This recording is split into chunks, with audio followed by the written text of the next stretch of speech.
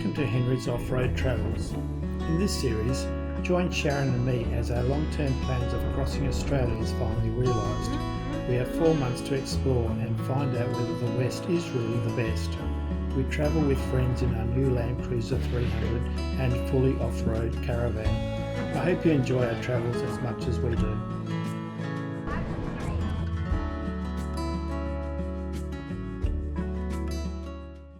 Welcome to Henry's Off-Road Travels. Today's the wrap-up of our 2024 holidays that took place towards the end of last year. 17 hours across 52 episodes. You're welcome to go to Henry's Off-Road Travels on YouTube and just check them out one at a time. I must apologise in advance because some of the initial audio and videoing was a little bit average. Can't say I was doing this as a full-time thing or as regularly as what I end up doing. Hopefully you enjoyed the travels. If you haven't seen it, jump across to Henry's Off-Road Travels. We started our holidays mid-July and wrapped it up around about the early part of November, although having said that, we did get to Perth mid to late October. So today's session was pretty much intended to be a just quick, rapid response to a variety of questions. 3 bucket list items we wanted to do. Well, the Cape is definitely one. Yep. The Barrier Reef. Rainforest for me. You, yeah, for me, it's a rainforest. Yeah. The main bucket list for me was actually just crossing the border and just seeing what it was like on the other side of our border. We sort of know WA, not necessarily like the back of our hands, but the more travelled routes reasonably well. Crossing the border into NT, Eastern States and South Australia was a little bit of an unknown in regards to what the terrain was like and some of the townships and what we're going to discover. Direction of travel, so we travelled in a clockwise direction from Karratha around Australia. I think in terms of the timing that we went, which was late July or mid-July, we didn't really encounter much heat, really, in terms of, when I say heat, high temperatures and uncomfortable conditions. Even down south, when we sort of done the loop and sort of getting back to WA, temperature wasn't too bad then either. It was cooler than what we had experienced up north, but certainly wasn't freezing or cold. And we didn't have a lot of rain either. We had a couple of rainy days, but nothing significant that stopped us from really doing much. Best caravan park, top 3.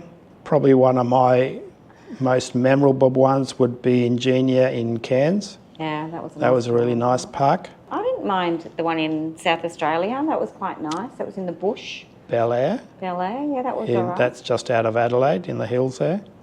Best free camping sites. We didn't do too many on this particular trip. For me, it was Lake Lascelles. Lake Lascelles, yeah. So that's in Victoria, west of the Grampians. So that was definitely nice because we had a nice lake that we managed to camp around. It was a very large lake, so there's a reasonable number of people there, but you still had space between yourself and other people. Yeah, you weren't on top of each other. And I think it was in the middle of the week as well, so that probably also helped. Yeah, because I've seen video clips where on long weekends and stuff, they get a lot of people there and with boats, and we didn't have any of that. Would we do more? I would love to do a few more, really to test out the caravan, its capabilities in terms of water, in terms of power. I think in the entire trip we did have a couple of days where we were free camping. Water-wise, we were okay. We sort of probably used about half of it at any one point in time. In terms of power, I think the lowest we ever got was about 60%, I think. We had good weather most of the time, so the sun was always powering the panels. Best hip camp, well, we only did the one hip camp. It was something, again, that I was keen to do more of, but we really didn't get that opportunity to do it. We did that one hip camp just out of Victor Harbour, had some nice views over the ocean there and the town site. So would we do more? I would like to do a few more as well. Highlight of trip? Probably, I think, was getting to the tip. I really enjoyed getting right up there. I think it was also the freedom of driving as well and sort of not knowing where you're going to and not necessarily knowing what you're going to see along the ways. Would we go to places again, and what would you skip? I would say I would probably follow a very similar track. There's places I've been to I probably wouldn't necessarily go again because I've done it. There's a lot of other places we haven't seen, which we would also equally like to see. Yeah, in terms of Queensland, I think we've done the majority of it, but still I wouldn't mind going back to those places. The tip, possibly, would do again. Oh, I'd like to do that again, and I wouldn't mind jumping over to Weipa just to have a look, but spending a little bit more time up the top, getting over to Thursday Island because we missed that. Yep. Would love to do that. I probably wouldn't rush back to Tamworth again. We've got another friend who's travelling around, and she said she was pretty underwhelmed with it, and I would say I would be the same. Winton, we've probably covered pretty much everything there. But some of the other towns that we went through before it or just after it, I'd probably like to stay. So you could explore a little bit more of the area. But by going inland, we also missed out on Mackay and Airlie Beach, whatever it's called. So it would be nice to go and do those places. I'd go back to Cairns again. Wouldn't mind exploring a little bit more of New South Wales and Victoria. I think Victoria looks interesting from what I've seen on videos. Victoria's got some beautiful countryside. Yeah. So we didn't really explore that area. We did, as you'd know, we travelled inland from Coffs Harbour through to New South Wales, Broken Hill, and then sort of skirted around the western edges of Victoria to South Australia. So we missed a fair chunk of that area, which is obviously the more densely populated part of Australia. So there are places we'd like to do. We didn't do the centre of Australia. Should we have stayed in locations longer? Probably. I would say yes, there are a couple of locations. This trip was really to sort of get a bit of a taste of what's out there outside of our backyard. There are many places we would have liked to have stayed a lot longer, but we knew that we had to sort of keep moving to be able to achieve what we wanted to do over that 3-month period. Happy with caravan? Any issues, any changes? No, I'm happy with the caravan. We touched on some of these at the last episode where Sharon was suggesting changing the floor coverings and stuff, but otherwise, generally speaking, the caravan's done well for us. Yeah, it was comfortable, definitely inside. It travelled quite nicely behind the car. We had weighed the van before we went, and everything was A-OK. You would have seen in some of the earlier episodes we had a few little niggly issues, but they were all sorted out as we continued our travels. Was dust an issue in the car or caravan, especially on corrugations? I think there was only one time, and that was only because we forgot to put the caravan on, and it got quite dusty all under the bottom cupboards and everything, but that was our fault. Otherwise, when we used the caravan, there was no issues. And I don't think the car got a lot of dust in it. I think that was pretty all right. Happy with the car? Any issues, any changes? No, I'm really happy with the car. Cool. It was just that little hiccup, but that wasn't really the car's fault. It's probably more our fault and us not realising we needed to be topping up oil more than what we did, but I'm really happy with the car. Certainly it didn't struggle anywhere along the way with pulling the caravan. One of the other things that we encountered when both pulling a caravan and a car was the servicing as well of both. So particularly when the car and caravan need to be serviced every 10,000 kilometres, it's trying to sort of factor in roughly where you're going to be around about that 10,000 kilometre mark. As Sharon just mentioned, with the oil issue we had there, that needed to be topped up more frequently than the 10,000, which we sort of didn't know about until later in the trip. So we started to factor that in more so towards the latter end. It was easier to get the car serviced, probably more the caravan, and I don't know if that's because we're not familiar with where you can get the caravan serviced. I don't know, but that was probably more of a struggle for us than the car. And I suppose when we kicked off this journey as well, we heard a lot of reports about having to book months and months in advance for your car servicing and for your caravans potentially as well. And we were very fortunate to some degree that some of the places we booked, they actually were able to book us a lot earlier. Obviously with Toyota, you can look at the online systems and work out which dealerships are available for servicing and at what times. So we're able to use that as a basis to sort of get our services. So typical kilometres or hours we travelled in a day. Probably leaving WA, we did our first day we did quite a few kilometres between here and Barn Hill. And then Barn Hill to Numbin Cliffs. And then Numbin Cliffs to Kununurra. So they're about 700-800 kilometre sort of stretches there. I think and even coming back in, I think when we were in Kaiguna, was it? We stayed there and then we travelled through to Kalgoorlie. That was a pretty big day as well. That was a long day as well, yeah. So we did a few big days. Especially with the hour time difference as well, sort of working against us as well.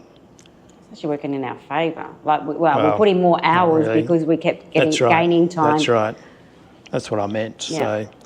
So our shortest trip, we had very few of those, but probably our shortest might have been just from the Beerwah to Gold Coast or Brisbane. Oh, to Brisbane, yes. It was probably one of the shorter trips, which is only an hour's worth of driving. In our opinion, is the West really the best?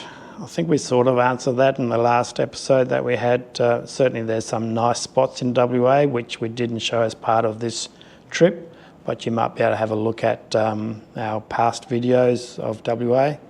We also want to continue to do more trips in WA with the caravan, but certainly there's some nice locations out here again in the country as opposed to in built-up cities, and there's a lot of beauty out in WA.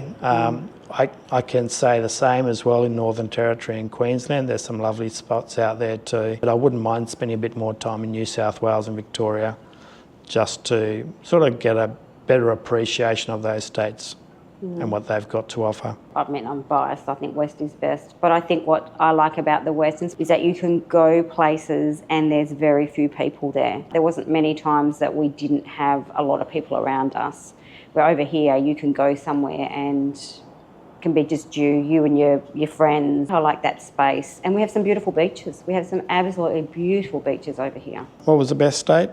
Out of the ones we travelled in, Queensland, by far. And we probably have to say that simply because we spent the most time, because that was a location we wanted to explore a lot because it's the furthest away from WA, whereas places like South Australia, Northern Territory we've already done a little bit of a few years back.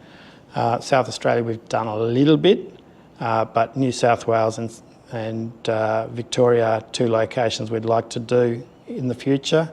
And we also have we have actually travelled around Tasmania as well a few years ago too. So New South Wales and Victoria, the two locations we'd like to do a bit more of.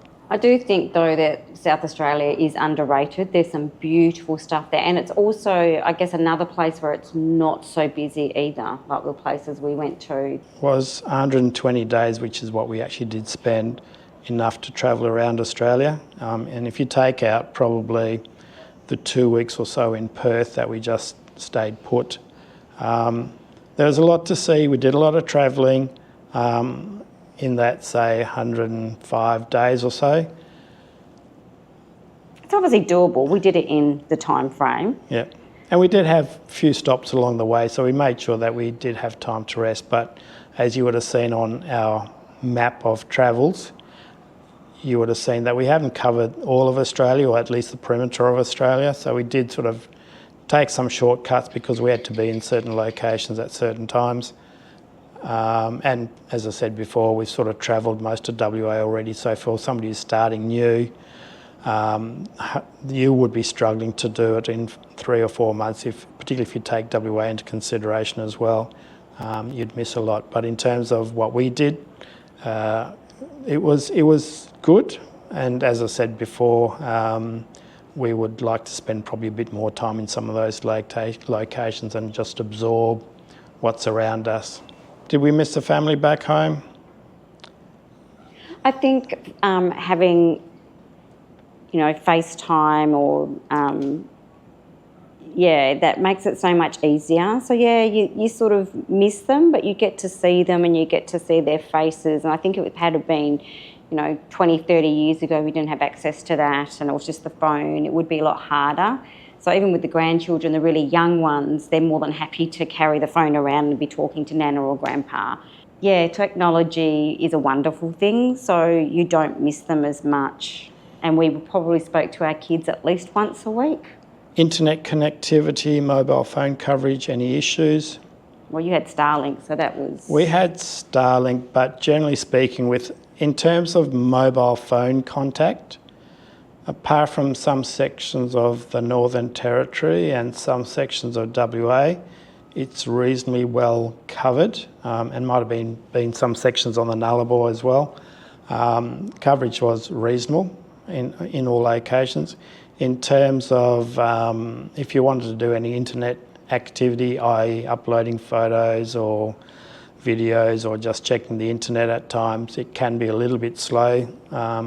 Most locations had 4G. I think there might have been the odd one or two that had 3G with 1 or 2 bars in each of those scenarios.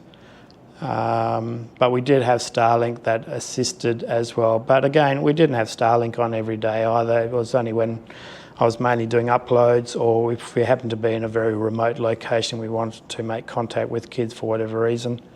Did we stay within our budget? Yeah. We had a budget. We had a budget of 40,000 is what we had budgeted. Yeah, and we stayed within that. We did, it might sound a lot for only 4 months, but we were travelling a bit as well, so the expenses were up there with fuel and accommodation. We didn't do too much free camping, so most of the places that we stayed at were generally caravan parks, and those prices can range from $20 or $10 as high as 50 or 60 bucks, I think, for a night. I think the highest we paid was like 70 something dollars. And I think our final cost was what, 30 something thousand? Yeah, $33,000, so. And that's for everything. That's the service on the car, that's fuel, accommodation, us eating out, our groceries, our souvenirs. And like I spent a bit on souvenirs for my grandkids, probably not so much for Henry and I. Our biggest expense, apart from fuel, which was about a quarter of our budget, accommodation was about 16% of our budget. Attractions were around about 10%, 11% of our budget.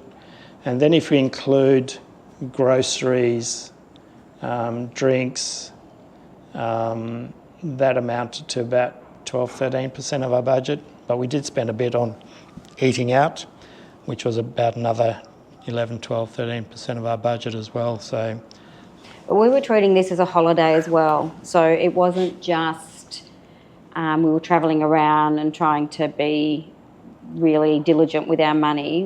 We had actually factored in for the fact that we wanted to eat out. We wanted to go and do the touristy stuff because this was also a holiday.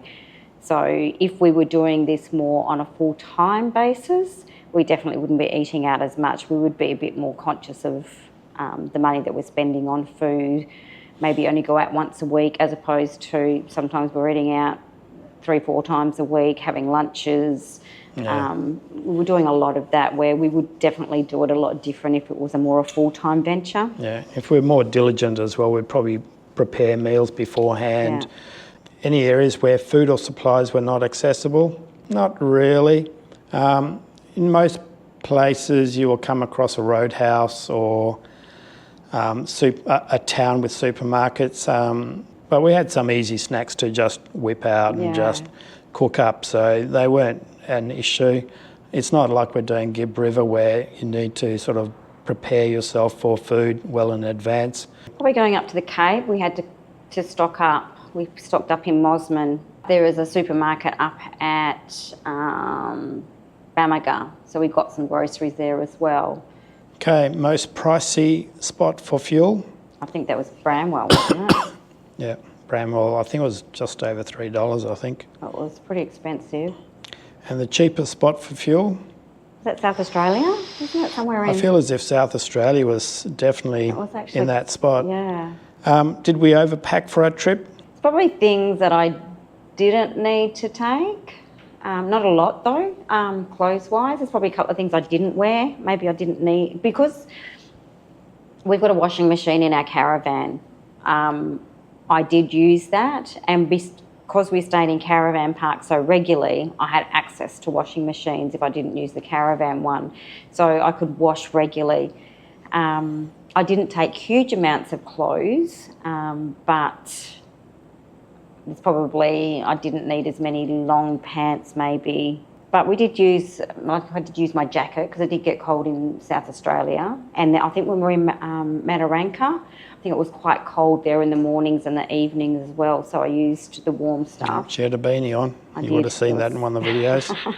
But I really don't think there was much that I've taken out of the van that I wouldn't put back in again. Like my big cooker I'd take again. Weights is something just to be wary of, is not overpacking. So that was something that we had talked about. I sort of packed as light as I could pack. But yeah, in terms of some of the essentials you need for a caravan, in terms of chocks and other bits and bobs. Again, as you probably would have found out, when we kicked this trip off, we only had the caravan for one weekend before we actually hit the road. So we didn't have a lot of time to test a lot of things out. We did as much testing as we could when we brought the caravan up from Perth, checking to see what things worked, what things didn't work, putting some extras that we wanted on the caravan. I don't think we went overboard. There's a lot of things I'd like to put in the caravan, but just it's not feasible at the moment. Did you feel safe travelling? Any unsafe areas? I can't say I felt unsafe anywhere. I suppose one of the things I wasn't sure of is when we're doing some of these remote road trips, and when I'm talking about remote, travelling across NT to Queensland, to me it felt remote in terms of my planning. But when you actually start driving on these roads, you realise there's quite a few people or tourists just generally travelling who are on the road. So you're often not on your own in the sense of isolated from anyone. So if you do strike some problems, you've got somebody not far away or passing by who you can hail down or talk to And what discuss we've things. found too is if someone was broken down along the way, people would just stop, and which was really good. You know, do you need a hand? And you would see it. You'd see people stopping and asking the same person. They probably got more annoyed with people stopping and going, "No, it's okay, I'm fine." But yeah, I found that really good. The other thing too is we had mobile communications wherever we went. So we also felt somewhat safe as well. If something was to happen, we had access to comms to speak to RAC, for example, when we had the issue at Longreach. We were able to contact people, and we had Starlink as well to assist us too. So we didn't have any EPIRBs, we didn't have any satellite phones. Not to say you may not need it if you do go into some remote areas, but travelling on the main highway wasn't really an issue for us. And we've got our two-way as well, so you can talk to people. The next question, opportunity to meet people.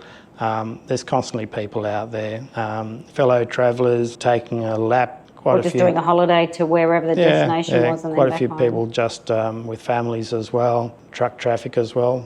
As I said, most people are quite friendly, so everyone's got the same attitude, all wanting to enjoy a holiday, travel. So there's a lot of very like-minded people. Set up and pack ups. So we both had routines in terms of setting up and packing up. I usually looked after the outside. Sharon usually looked after the inside. And then we would also check each other's work as well to make sure, particularly with securing windows and doors and louvers, making sure cupboards are locked, fridges are closed, all that sort of stuff. It's done, and Sharon's checking to make sure hitches are in, brakes are down, all that sort of stuff. So we had a good system in place. It worked well. And I think, and we would reverse the car up, and once the car was reversed up, we'd both be doing like the shackles together and all that type of stuff. So by then, everything else in the caravan was closed down. Initially, I had Sharon onto doing the winding the legs down. Then he was nice and brought out the drill.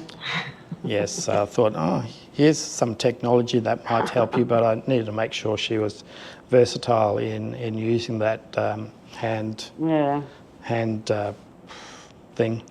I did have a few people comment, I think at actually one couple commented at Barn Hill, the husband or the guy was saying, "Oh, how did you get your wife to do all of that?" And I said, "Well, she just needs to practice," something like that. So Of my arm workout. yes, so but it was good for us to know how these things worked, and good for Sharon as well, just in case we had some issues down the tracks. She sort of knew how these pieces of equipment operated.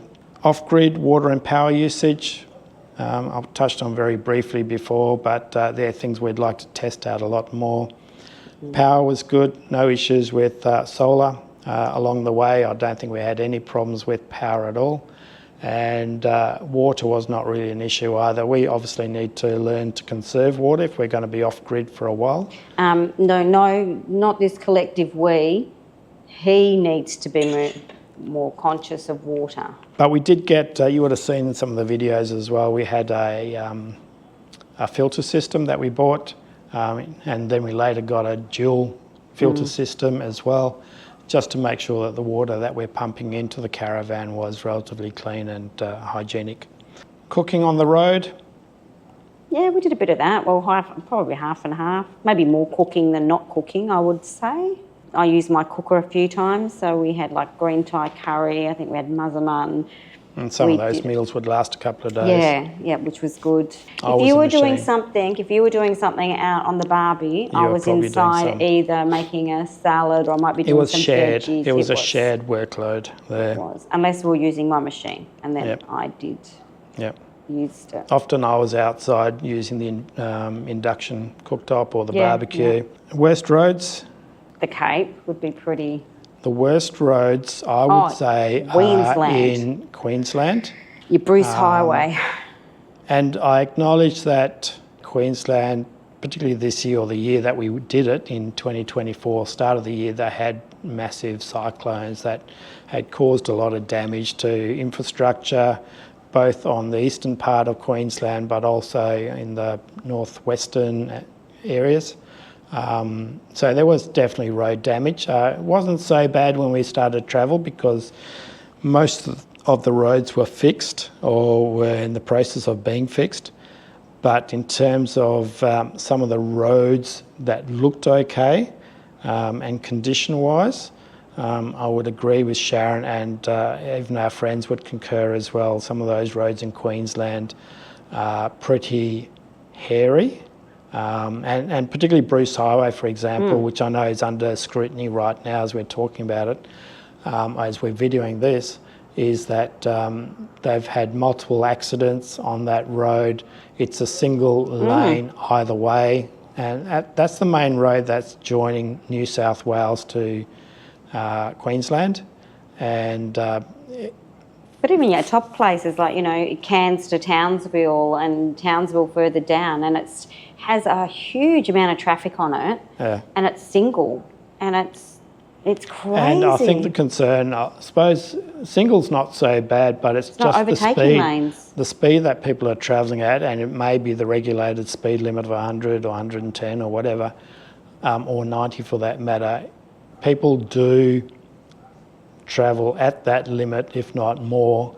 And it's a little bit concerning, and particularly some of the truck drivers as well that we noticed. And I know there's always this argument between truck drivers and caravanners in terms of who's in the right and who's in the wrong. But certainly some of the truck drivers that we saw, they just pretty much wanted to overtake everyone, whether you had a caravan or not. And in some cases, particularly as we were travelling to Brisbane or to New South Wales, one of those locations anyway, to Coffs Harbour, should I say, there was little regard to the safety of others, even travelling the opposite direction as well. It was just quite hairy. And I found also in that, like when we were more inland, most of the truckies were really good. Like they talked to you on the two-way, and we're quite often around those areas, more the built-up areas, they either didn't speak to you, or if they did, they were quite abusive. Like I know our friends got abused by one of the truck drivers, and we didn't experience that, thank goodness, but we'd have people up our bums and it's like, well, you can't go any faster. So... Yeah, the roads in South Australia were quite reasonable. Certainly WA, the roads are in pretty good condition when we compare to what's across the border. New South Wales wasn't. Look, some of those mountainous areas, they're going to be windy because it's the only way you're going to get people up and down those hills. So, but in terms of the Bruce Highway, which I think most of Australia already recognises needs a lot of consideration, it's probably one of the worst roads we've travelled on. We were glad to actually get off it at times. And you would have seen in one of the episodes there was the accident as well, just out of Rockhampton, just south of that, with a truck that was carrying some explosive material, did detonate and caused a lot of damage there. So, which doesn't help because that's the main road, arterial road between Rockhampton and the rest of Queensland, or further south of that. And yeah, so you pretty much the state is relying on one major highway to sort of feed people up and down, and any problems on that road is going to be quite disastrous for transport. Who drove the most? Sharon. No arguments there. When we first got the van, I was really quite scared about getting behind the wheel. So Henry really encouraged me to sort of do some driving. And so I guess I started to feel quite comfortable driving. But he did a lot of the video footage as well. And quite often when I did the video footage, I was, not quite shooting where I was supposed to have, or... So...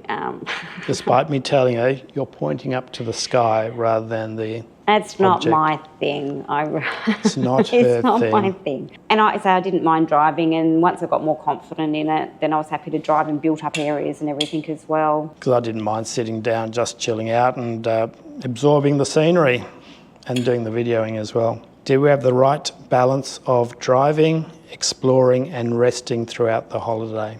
I think out of all of them, it's probably resting we didn't do enough of. And I'm a person that struggles to sit, but I like to go out and explore. I like to go walking.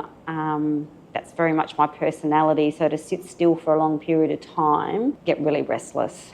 So if we did it again and had more time, I would make myself do a bit more of that. And I think that was the other thing too. I knew we were on a time constraints as well, and I wanted to get in as much as I could. What was it like living full-time for 3 months in the caravan? Not too bad. I wasn't sure what it was going to be like. I know my mum made a comment. She was really surprised that we would buy a caravan and that I would be happy to do it. I was in the army when I was younger, and we used to have to camp pretty rough at times. And I used to say my camping days are done, though we did do camping when the kids were young, but I used to joke and say, oh, my camping is a 3-star motel type thing. Glamping. I think people were a bit surprised that I'd be happy to go for caravanning. I really enjoyed it. And you're with each other 24/7. You're in the car, then you're in the van, so you don't actually have any time away from each other. There's very few opportunities for people to escape each other's grasp, unless Sharon wants to go for a walk with Petro or Leon, or wants to do something different. Gave a little bit of respite to the other person, or for both people. Travelling with others, what worked well and what didn't work well? I think it worked really well. I think because we've travelled with Leon and Petro quite a bit over the last 14 years, we sort of got to know each other quite well. I tend to like a lot of things that they do. So we like to do walking and hiking and stuff like that. So sometimes we went off and did that without Henry. Sometimes Petra and I did a couple of things. But we also had this understanding that if they wanted to go off and do something together, they could, and vice versa. And there was time, especially when we pulled up in places like Cairns and we're there for a week, we did things together, but we also went and did things as a couple, and I think that's really important. And even with meals, a couple of times we had meals together, but quite often in the evenings we would go off and have our own meals.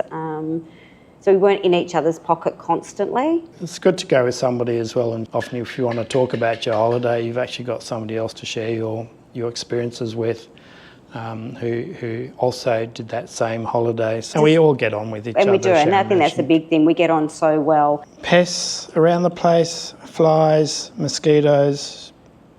Any issues? Not really. Flies is probably the only thing I noticed when we actually came back into WA, across the border from South Australia.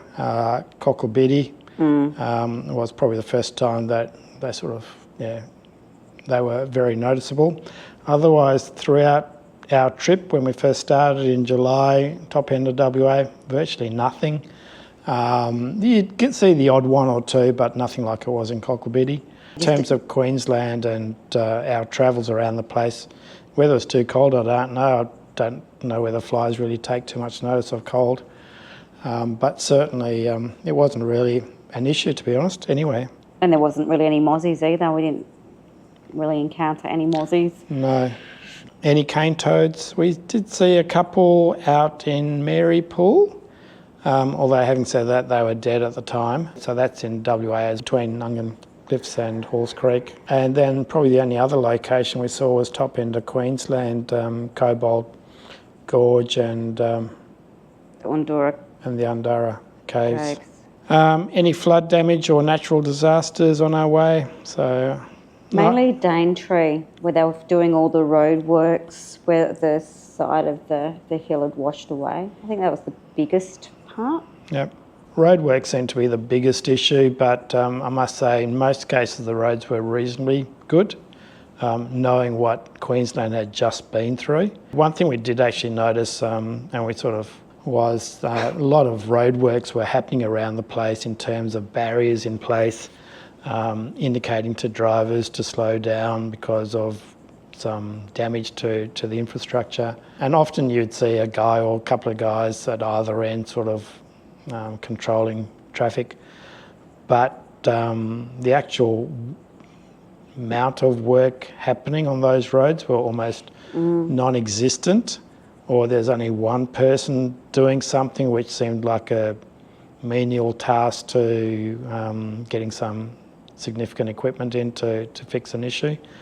So it was something that we had noticed, and again, because of all the damage that Queensland had suffered in those earlier 6 months, it's probably understandable. Contractors are hard to come by, and the main roads teams out there were probably already focused on other projects, so trying to get to everything was almost impossible. So something we did notice, but in terms of so roads were probably the only major damage that we had seen. One thing I did like though, which is when people were coming up to the traffic light for roadworks, the last car in the line would put their hazard lights on, so that as you approach, they would turn theirs off and you would put yours on. And I found that was really good. Probably not so much in the built-up areas where you're driving slower anyway, but in those areas where in the middle of nowhere, if you see those hazard lights on in a bit of a distance, it is I've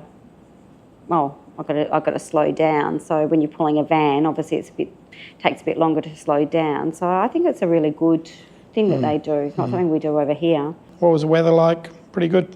Yeah. All over the place? As I said, we didn't have any real heat. The only time we actually hit real heat was when we came home, leaving Yes. Carnarvon, coming up Nanyajara. through the Pilbara into Karratha. The weather was actually quite pleasant all the way along. Certainly good for driving, certainly good for walking. A couple of places down south, as we mentioned earlier on in South Australia, started to get a little bit cooler. And in terms of rain, we probably would have encountered less than a dozen days where we had some rainy weather. Beerwah, we had some in the Daintree out there. We had some in Mount Gambier, a couple of drops here and there. It's sort of like in the evening time rather than during the day. So Cobar was another area. The weather was quite favourable for us, so we'll take that. I think it was only one day where we couldn't really do anything, and that was when we were in the Daintree. And they had flooding, and their The toilets were backed up. sewer system was backing up. Who was the fittest? Probably Petro. What? She was pretty Petra. fit. Oh, she hurt her toe, She hurt so her she was foot, she was though. hobbling a little bit. She was hobbling. I was extremely fit. Oh my gosh. So I'd probably that say, yeah, Petro, then maybe myself, Leon, and you are Oh, my trailing goodness. right at the very end. Trailing. I was pacing myself because I knew I had 4 months. Yeah, I of definitely this. wasn't as fit as what I was when we did our Northern Territory I trip. did tell you that. But that's because of my hip, though. Who was the funniest? Leon would probably like to think he was with his dad jokes, but they my were God. pretty poor at times. It was like, oh pretty my lame, gosh. pretty lame. But anyway, anyway, he kept us amused. He anyway, did. who was the grumpiest? Maybe, He gets the gold star for that. maybe. Who emptied the toilet mostly? I think it was probably me, but I did it's do not- it though. I I definitely didn't did say do you it. didn't do it. I said mainly me. I did lose one of the covers down one of the toilets as well, which wasn't handy because the canister, when you lose the cap to it, it's not going to be a good result. So I had to go retrieve it, and it's not what you think. But I used a lot of tools, or whatever tools I could get, to try and pull it out. So That was fun, and I had to be his That's, offsider. Yes. yes, she wasn't there at the time when it happened. I had to go back to the caravan to try and find something. So a bit of wire ended up helping me out. So thankfully, I had a bit of wire in the tool bag to use to try and pull it out. But Apparently that's quite a common thing though. People do lose their caps. yeah, well, I think I just rested on the side of the toilet. What are On they the dump. called? On the dump, point, toilet yeah. dumps. And then I forgot I'd actually left the lid there, and I put the lid down on the dump, and then it just knocked it inside rather than. Anyway, lessons learnt. Did you learn about our country? Any surprises? I don't know, there's lots of, definitely learnt about it, you know, especially like Cobble Gorge and Undura lava caves, and I wasn't really overly aware of them before we went. Karumba, didn't know what to expect. Even when we went to Winton and we went to the Waltzing Matilda Museum, that was really interesting. So learning about that I found good. I think for me understanding what's outside over our border, so I always thought Queensland was quite lush and green, to only find it's really between the Great Dividing Range and the coast that it's really that. Otherwise, on the other side, it's actually quite an agricultural sort of dry area, at least it was on this particular trip. If I compare it to WA, it's probably similar to our wheat belt, some of our inland country areas where it's quite desert-like, dry, arid. The vegetation, I wasn't sure what to think of, but Savannah Way, when you're sort of travelling the top end, it's all the same pretty much all the way through there. It's grassland really, isn't it? Correct, yeah. And as I said, the top end, the tip going up there, that was really nice. But we got to see koalas, we got to see kangaroos, we got to see the Great Barrier Reef as well. And even the Great Barrier Reef, in my head, I'm thinking it is large, and it is actually quite a large piece of coral. Stretching pretty much all the way along Queensland, but we only did such a small, minute portion of it. It's probably just a little bit hard to fathom as to how big all of that is. The Waterfall Way out in New South Wales, really nice with all the waterfalls there. It's very much dependent on rainfall that they have, and as I said, the summer periods, and even just more recently as well, since we've come back, they've had even more cyclones in Queensland and New South Wales, and some of the videos you see on Facebook and YouTube on the socials, they're quite impressive, the volume of water that's going across those waterfalls, which again, WA doesn't really have much in the way of waterfalls. You might see something up in the top end in the Kimberley area, but outside of that there's really nothing. So it's it was really nice to see a lot of that stuff. In terms of videoing, a lot of the videoing that I've done has been basically on the GoPro. We've got a GoPro 12.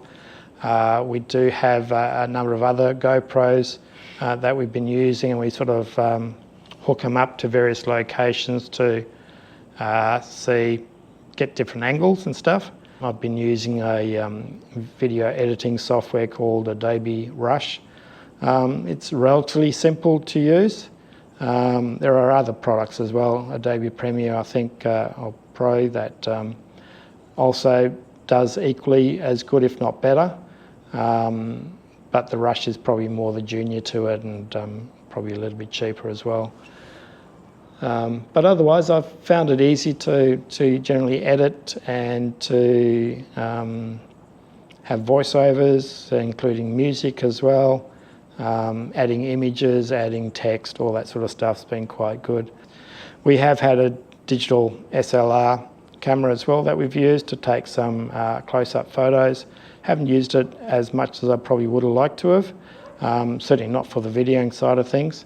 And we've also had a drone as well, again, that I would have liked to have used a lot more, but we didn't, simply because sometimes there's a bit of an effort to try and pull it out of the packaging because you pack it away to make sure it doesn't get damaged when you're travelling for a short period of time. But also I think a lot of the places we went to, or should I say a number of places, not a lot, you sort of couldn't fly drones over some nice features as well, which would have been good to have done, but you weren't allowed to, or the weather was quite windy and I didn't want to risk damaging the drone, given that it's a long way sometimes from civilization to get a replacement drone. But again, it's something I'd like to do more of and have a little bit more confidence in using, especially over areas that I sort of feel I'd hate to lose it and it drops out of the sky and plunges into the Great Australian Bight or drops into some big canyon where there's no way of you being able to retrieve it. So they're just a couple of things that I need to sort of get a bit more practice on, but also even the editing as well. Like you would have probably noticed if you've watched the entire series, I've sort of tried to improve myself as I've gone through with the quality of the videoing. Yeah, just trying to keep it informative and interesting. Again, trying to keep it to about 15 minutes or so, I sort of tried to work to. There's been a few that have gone over simply because of the content that's been involved, particularly if it happens to be a informative thing, which I find informative, maybe it doesn't for you, in terms of things like Cobalt Gorge and Ndara Caves, where we spent a bit of time just videoing the tour guides and what they're saying. But we've learnt from that as well, and we sort of try and cut things out where we can to try and keep you informed or keep us informed of what's happening. But the other thing too is some of these things do take a long time to put together in terms of storage.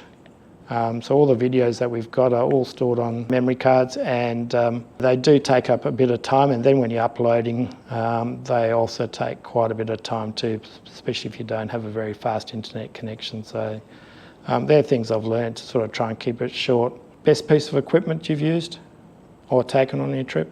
Mine would be my multi-cooker. Multi-cooker, yep. So that's a new toy that Sharon bought just before we started the trip. It does about 10 or 16 or 12 things in one. So it's certainly used quite a bit as an air fryer. It was used as a pressure cooker. I used it to bake that bread and butter pudding in it as like a little oven type thing. Yep. There's so many functions on it that I didn't use, but that was the main ones.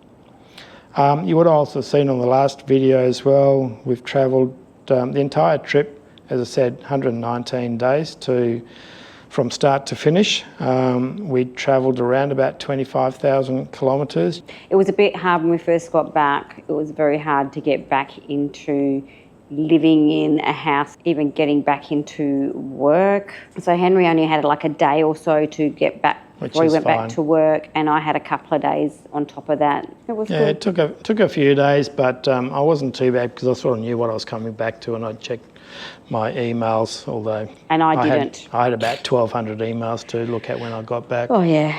Just took everyone else a little bit of time to sort of get into the swing of things. So we've got another trip planned later this year to The NT? Northern Territory, Darwin in particular, up the top end. We'd like to do a few more smaller trips around the place.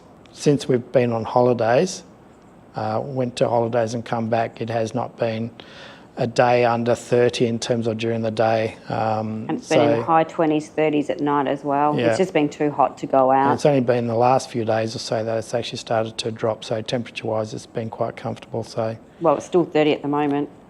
but it's comfortable. It's comfortable with a breeze. There's a cool breeze blowing through. So once the weather cools, but then the problem is then it's when everybody comes up this way as well to get away from the cold from down south. So then you're fighting for places to go to. Well, anyway, that's it. I'm hoping you enjoyed our holidays. much as For we those who have watched it, and if you haven't, watch it again. I've been quite surprised with the number of people who have watched some of the episodes. So obviously, quite a few people find certain episodes interesting. It was never meant to be a profit-making thing or anything like that for us. So it was more to share the videos with the family and friends who were keen to sort of see how we travelled, what our journeys were like, and some of the places that we visited, obviously for their own benefit, but certainly, hopefully you've got something out of the videos. Thank you for watching. Like, subscribe, and we'll have something out sometime later in 2025. Yeah. Thank you. Ciao. Bye. Thank you for watching Henry's Off-Road Travels.